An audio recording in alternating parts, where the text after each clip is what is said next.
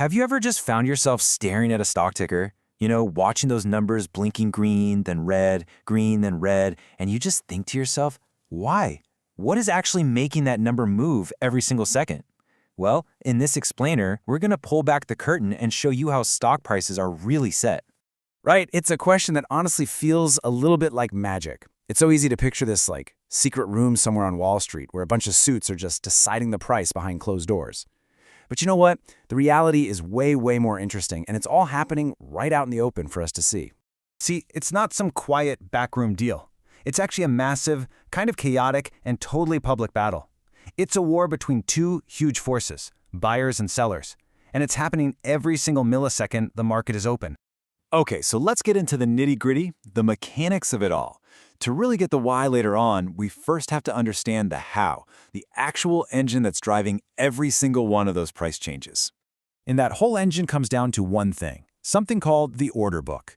The best way to think about it is like the market's live playbook. It's this constantly updating, real-time list of every single offer to buy a stock, those are called bids, and every single offer to sell a stock, and those are known as asks.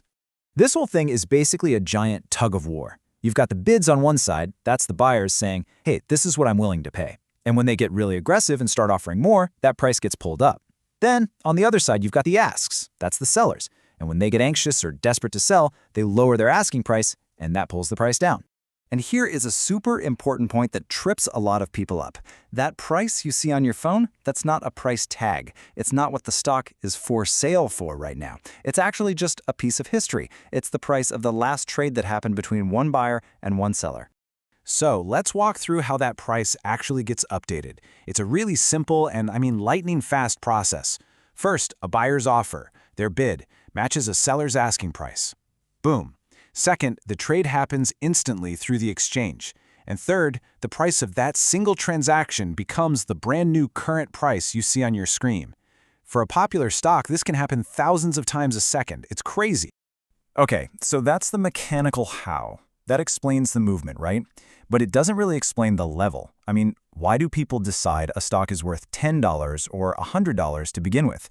This is where we get to the foundational why of it all, a stock's so-called real value. And the core idea here is called intrinsic value. Just think of it as the true worth of a company if you could strip away all the daily market noise, all the hype, all the panic. It's this attempt to figure out what a business is fundamentally worth, based on its stuff, its profits, and how much it might grow in the future.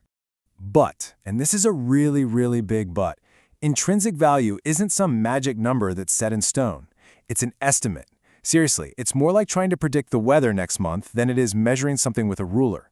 You could have two of the smartest analysts on the planet look at the exact same company and come up with two totally different intrinsic values. So how in the world do investors even start trying to figure this out? Well, they've got a whole toolbox of different models they can use. Let's take a quick look at the four most common ways they try to nail down that real value. First up is discounted cash flow, or DCF for short. The logic here is pretty simple. $1 in your pocket today is worth more than $1 you're promised next year, right? So this method tries to guess all the future cash a company's going to make, and then it does some math to discount it all back to figure out what that whole future income stream is worth in today's money. Next, you've got the dividend discount model. This one's really for those stable, mature companies that regularly share their profits with shareholders through dividends. Think of like a big, reliable utility company.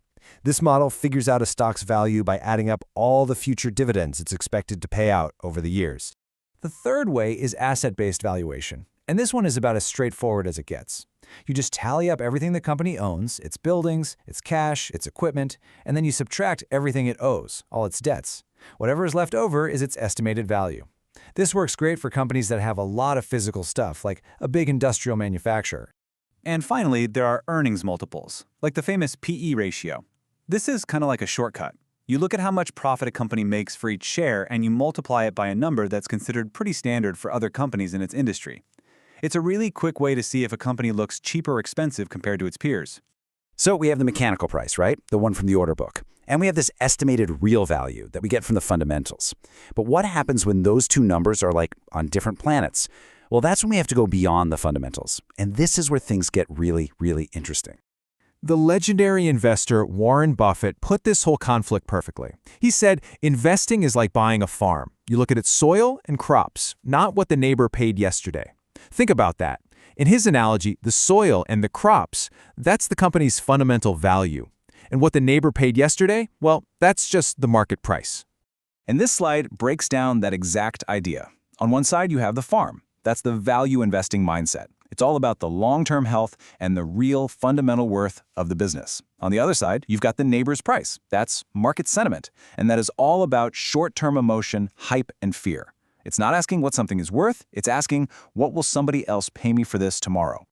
So why does the price so often get disconnected from that calculated value? Well, there are a few big reasons. First, just pure market sentiment. If everyone gets excited about something, you can get a hype-fueled frenzy. Second, it's all about future expectations. People will pay a ton for a company with zero profits today because they're betting on some huge breakthrough tomorrow. And finally, you have these big external factors like the economy and interest rates that can make all stocks seem more or less attractive no matter what their individual value is. All right, let's try to put this all together. We have these two powerful, often competing forces. You've got the calculated fundamental value on one side and the real-time emotional market price on the other. How do these two things actually play together in the real world? This is where we got to be realistic. Figuring out intrinsic value is super useful for stable, predictable companies. Think of a Coca-Cola or a Walmart, where you can see the earnings and assets pretty clearly. But it's way less useful for, say, a tiny startup where its entire worth is tied up in a dream about the future that's almost impossible to put a number on. And this all boils down to what might be the most important takeaway, a classic saying in investing. Price is what you pay, value is what you get. The price is just that number flickering on your screen, decided by that messy battle in the order book. The value? Well, the value is what you believe that underlying business is actually worth. And that leaves us with the big question that I want you to think about. The next time you look at a stock price, just ask yourself, am I looking at a real reflection of its true fundamental value, or am I just looking at